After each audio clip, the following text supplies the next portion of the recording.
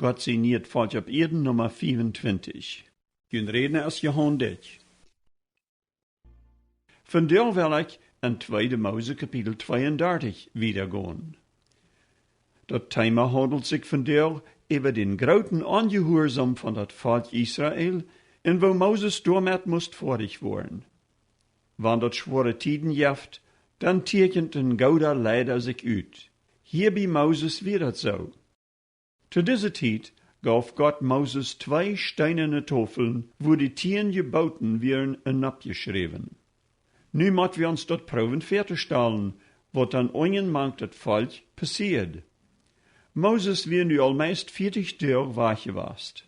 Viele vangen aan te denken, hij weer verschwungen. Dan vangen einstje aan den Aaron onder druk te zetten.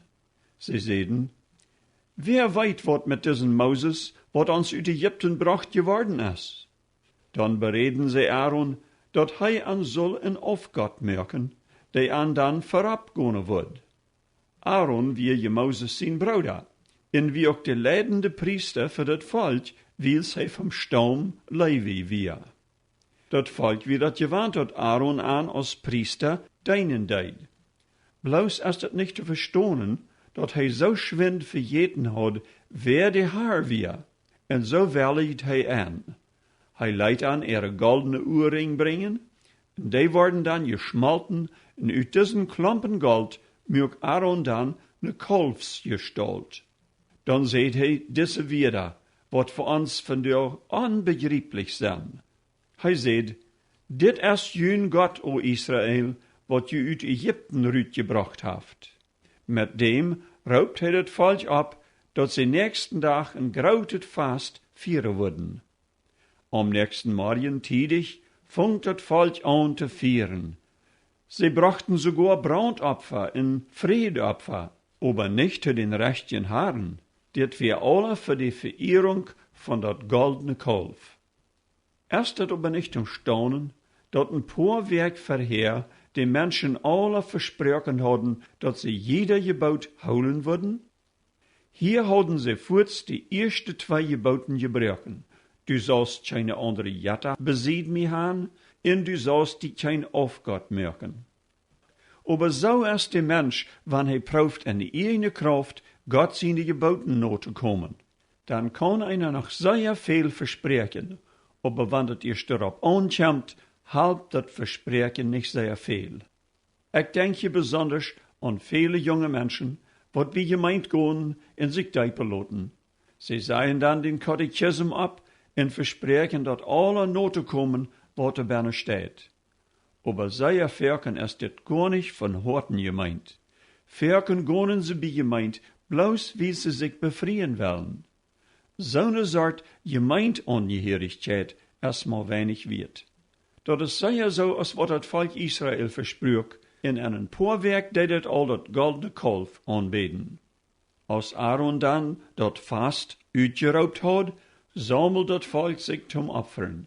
Dat blijft aber nicht beim Opfern. Dat sagt in 2 Mose 32 saß. En dat Volk saat sich aan te eten en te drinken, en stond op sich te vergnügen. Dit meint, dat sie nicht ab n gescheiden Weg eten en drinken deiden. Dat wie ein Fast, wo scheinbar alles uitgeleist. Dat wir wahrscheinlich ne Süperie geworden, en all dat schlechte Leben, wat mit dem Süpen taub hängt. Dat wir wirklich ein heidnisches Fast geworden. Dit bewiest war, dat die Menschen sich gewöhnlich so benehmen, je nachdem, wo ihre Jatter sind, wat sie anbeten.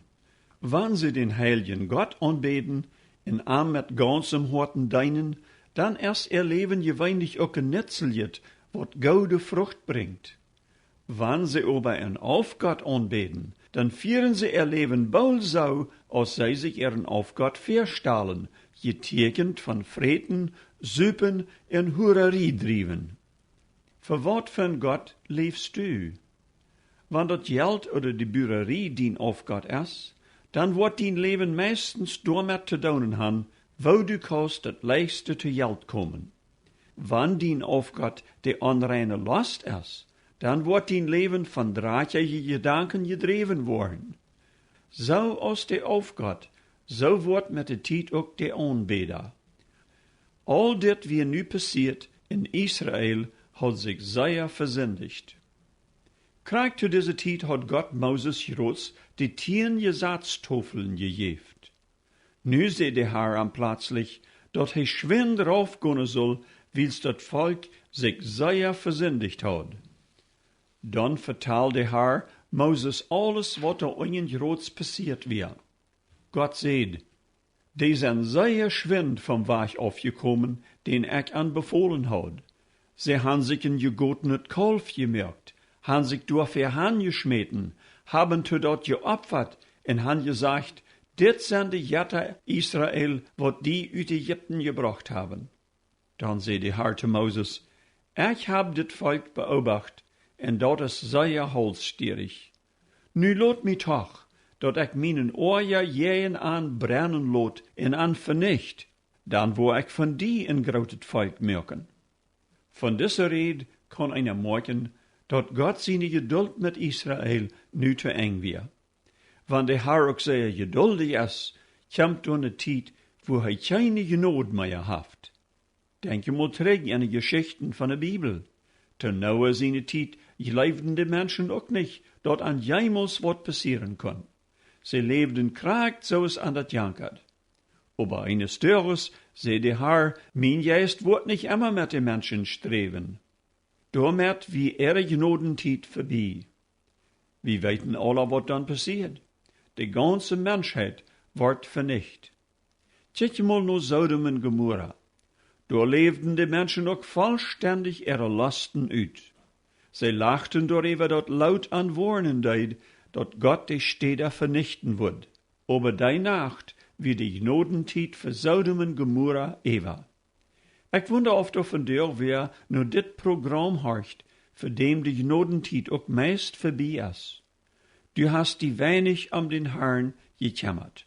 Du lebst so, als die das schein jet, und du hast kein Verlangen, deine Sünden abzugeben, in den Herrn gehorsam zu wollen.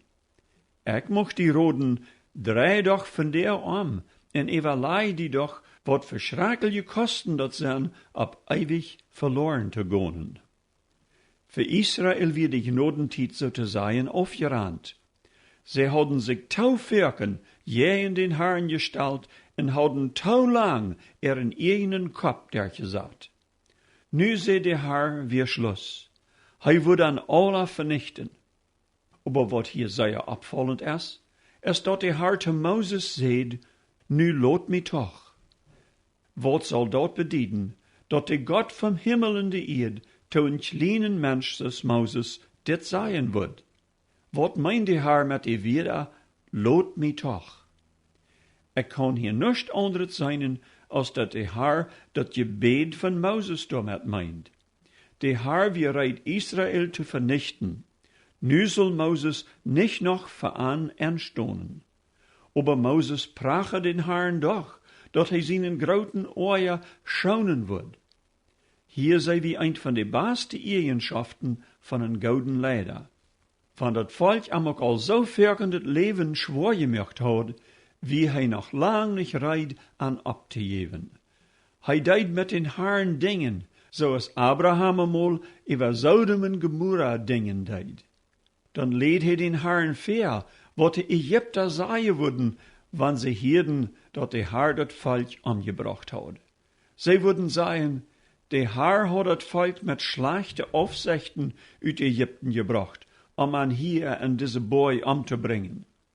Dann hielt hij am ook ver, dat hij Abraham, Isaac und Jakob doch versprochen hat, hij würde ihre Nachkommenschaft vermehren und an dat Land Kanaan geben.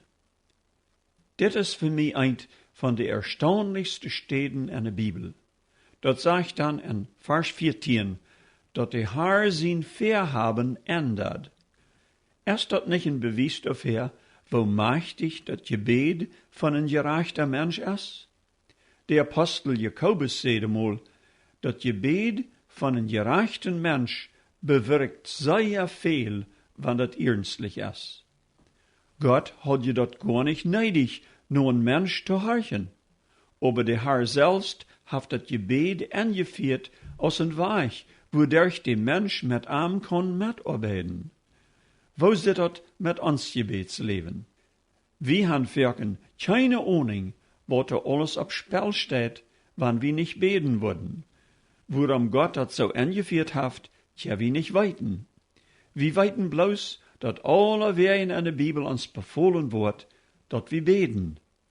Denk je mal an all die grote Männer Gottes, ook die frühers in der Bibel wat beten deiden. Ich denk hier an Abraham, Isaac en Jacob, an Moses, an Samuel, an Hannah, an David, an Ezra, an Nehemia, an Daniel en de Propheten.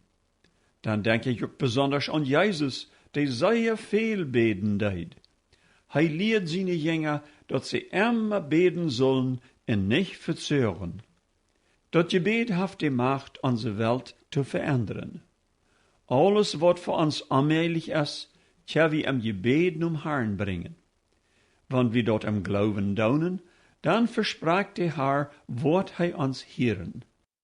Hij wird unsere Gebete nicht immer so beantworten, als wir uns das denken, aber hij wird dann dort daunen, wat für uns oder den Nächsten das Beste ist.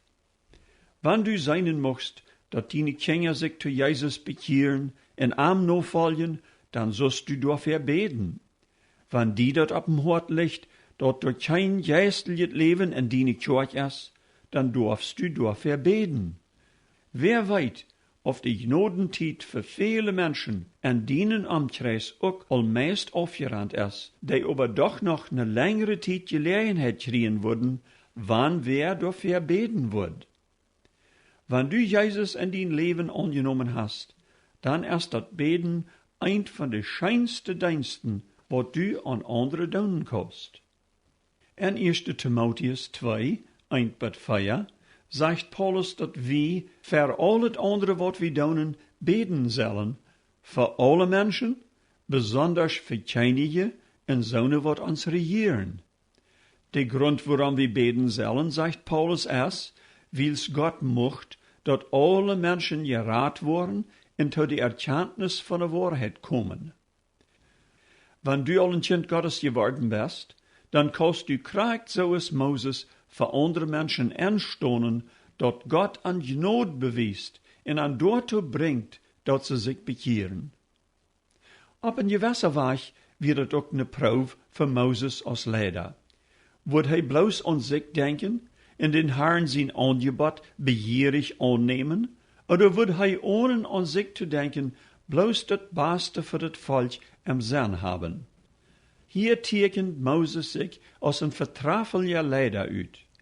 Den Herrn gefällt dort, dass Moses so fest darauf bestund, dass das Volk soll verschont werden. Und so deed der Herr sein Gerecht über Israel abschuwen, wie's Moses im Vertrauen gebet hat. Diese ganze Zeit, wie Josua auch mit Moses taub auf dem Berg gewesen, und hat das ohne Zweifel alle miterlebt. Nu, als sie erst noder noch kommen, sieht Josua zu Moses, dat hiert sich so, als wenn durch Krieg am Löre ist. Aber Moses sieht, dat ist nicht Kriegsgeschrei, dat hiert sich nur singen. Dat weiß ich dann auch bald so rüt, als sie dicht dabei kommen, dat door manchem Volk ne wilde Superie mit viel Geschrech en besobnet Gesing wir. Dann oert Moses sich so sehr, dat hij die 2 Gesaatstofeln door op een steiner Hand schmeit, dat die te kleine Bieter spretzten. Dann ging hij en nam dat goldene Kalf, verbrennt dat am Vier, en wat er overbleef, wordt een finer Stoff geschraut. Diesen Stoff streit hij dan op drinkenswater en mögt het Volk davon drinken. Hij wil damit han, dat sie dort ab diesen Weg tauschstunden, dat sie alle ab irgendein Weg hadden deelgenomen an diesen Abschäselien angehorsam. Wann Moses auch für das Volk am Gebet hat angestoßen, wie hij nicht blind zu Erde sinden. Als ein gouder Leider mög hij sich die Meer uitfingen, wer die Heerführer wären, wat dit verursacht hadden. Dat eerste raubt hij zijn Bruder Aaron. Hij wie de hoge Priester. Aaron wie de man, wat scheinbar schwind ergewelligt had te dat, wat de jetsen aanbeder wollen. Moses wil weten, wat het volk te am gedonen had, dat hij zo'n grote zind op aangebracht had. Moses leefde bestemd, die hadden am gedreifd, en dat hij doorween had ergewelligt. Aber Aaron gaf hier een zeer lome antwoord. Hij zei te Moses, du kennst je dat volk, dat hij immer nog dat bij ze hingen zijn. Zij zeiden te mij, ik zal aan een God merken, wat aan lijden wordt, weil sie nicht wisten, wat met Moses passiert weer. Dan zei ik, sie zullen mij er Gold aufrieten en brengen. Dan schmeit ik dat am Vier, en dan komt dit Kalf uit. Dat sagt nicht, wat Moses dort gezegd, aber eins ist klar. Aaron hat als leider ganz versagt. Hij stund nicht op de Wahrheit vast. Hij wist alle geboten, aber hij werd te ängstlich, dorab te bestonen, en so leidt hij zich sehr leicht bereden. Ein guter Leider laat sich nicht so leicht zum Beisen drängen. Ik mocht hier aber noch dort sagen, dat het ook leiders jeft, wat nicht op de Wahrheit stonen, en doch ganz an ihr sterk vasthouden. Ik denk hier besonders an zo'n leiders in de gemeente, wat bloos willen bij dat oude blijven. Dat oude is van dat, wat an geleerd worden is. Dat is aber nicht dat wirklich oude, weil staan wat we ganz teruggaan naar de Bibel. Ze houden dan an menschelijke reëlen vast, wat verken door jegen zijn, wat de Bibel leert. En doordat stonen zo'n leiders nicht op de Wahrheit, weil sie die Wahrheit in der Bibel nicht kennen. Zo'n leiders wordt Gott noch einmal verantwortlich houden, dat sie selbst am Stich stunden en leiten ihre Menschen nicht das ewige Leben fingen. Hier bei Aaron, de höhere Priester, wird het kraakt het Gegenteil. Hij kan die Wahrheit en wist wat Gott gesagt hat, aber hij welligt dort te doen, wat hij wist, wordt schlecht zijn. Moses zei zu Aaron seine lome Entschuldigung nicht. Dat eerste stelt hij dat volk ferne Entscheidung. All die, wat an den Haaren seine Sied werden, sollen sich Hängerarm stahlen. Dann kommen alle Leviten, die Priesterstamm, und stalden sich hinter Moses Haan. Ohne Zweifel fängt Moses dann von an ut, wer der rechtschuldige Heerführer von diesem Abstand gewast werden. Dann gab hij die Leviten den Befehl, diese Heerführers alle mit het Schwert dood te merken. En so fallen an dem Tag wie 3000 Mann. Dat is voor ons vandaag schwer te begrijpen, wees we in de tijd van het Nieuwe Testament leven. Dit weer een tijd, wo Gott het klar befohlen had, dat wanneer een mens in Israël zich in den Herrn stelt en am moedwellendst ongehoorzaam weer, die moest handgerecht worden. Hier wird het dan zo, dat 3000 opständische Menschen handgerecht worden. Wann die Leviten dat nicht gedaan hadden, wordt Gott anhaben moest alle vernichten, zoals hij dat al im Sinn had.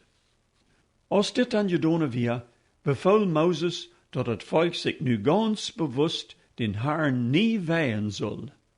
Hij wil dan nog eenmaal op den Borgen abgaan, in dem Herrn für das ganze Volk um Verzeihung bitten. In Kapitel 32, Vers 31 bis 32, beet Moses dit merkwürdige Gebet. Ach, dit Volk hat eine sehr große Sinn begonnen. Sie haben sich in Gott uit Gold gemerkt. Wenn du doch ihre Sünd vergeben mocht. Und wann nicht, dann lass mich uit den Buch, wat du geschrieben hast. Dat jeft bestimmt keinen unter uns, wat wird wären zo'n Gebet te beten. Wem von uns ist das so sehr darum te doen, dat de Herr die Sünden von anderen Menschen verjeft, dat wir willig zijn met die Taub verloren te gaan, wann hij dat nicht deed. Dit weer noch eine Eigenschaft von een gouder Leider. Der ist willig für sein Volk, sein eigenes Leben op dem Spiel te zetten. De Herr nahm dat aber nicht an. Hij zei, hij wird bloos zonen uitlaschen, wat jij en am gesündigt hadden. En met dem meint hij, dat Moses nicht eind von die weer. En so zijn we weiter zum Ende von unserer Zeit. Vielleicht fühlst du die als Vater oder Mutter angesprochen. Je haben eine große Abgabe, junge Kinder so abzutragen, dass sie sich bekehren in den Herrn nachfolgen. Vielleicht bist du ein Prediger oder Ältester, was für die Gemeinde eine große Verantwortung trägt. Sie sagen, dass du auf der Wahrheit von der Bibel stehst und nicht auf Sitten und Regeln, was wenig Grund in der Bibel haben. Leid deine Gemeinde so, dass die Menschen dort weiten, dass sie geistlich tot sind und sich zu Jesus bekehren müssen. Dort kannst du viel tun, durch das Gebet veran. Weil wir nu noch zum Schluss beten. Wir kommen nu noch einmal nur die, lieber Herr, und danken dir, dass du unsere Gebete erhörst. Wir danken auch, dass du Sünden vergibst und dass wir mit deiner Kraft können Leider schworen, wodurch die Menschen können das ewige Leben fingen. Amen. Wenn ihr noch Fragen habt über das, was ihr auf das Programm gehört habt, meine Telefonnummer ist 204 346 0523. Ich wünsche you allen eine gute Weg. Auf Wiedersehen.